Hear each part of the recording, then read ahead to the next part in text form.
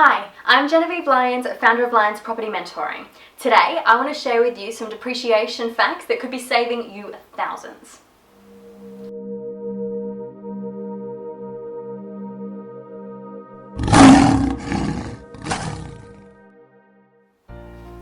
As a building gets older, items wear out, they depreciate. Now, the ATO allows investors to claim this depreciation as a deduction. However, a large number of property investors complete these additions or alterations to their investment properties every year without even knowing that these renovations will affect their deductions and what they can claim. So here are 5 facts to help you understand property depreciation and ensure that you're claiming everything you can. Get a depreciation schedule before renovating. Renovations can provide deductions over and above those received during a normal depreciation claim. This is because the owner can claim a deduction for any depreciating assets removed of or disposed of during a renovation. This is called scrapping and allows investors to claim the remaining depreciation value for assets removed as a deduction for the year that the item is scrapped.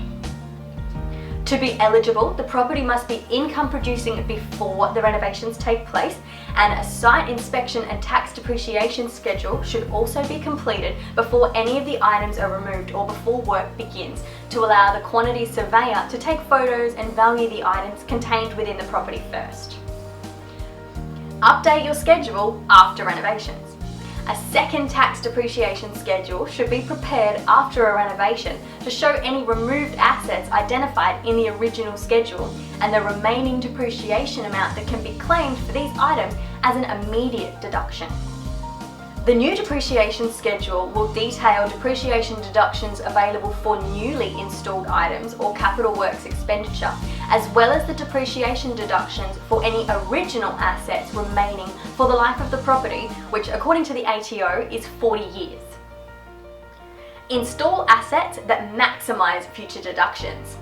Selecting which assets to replace during a renovation can make a difference to your future deductions.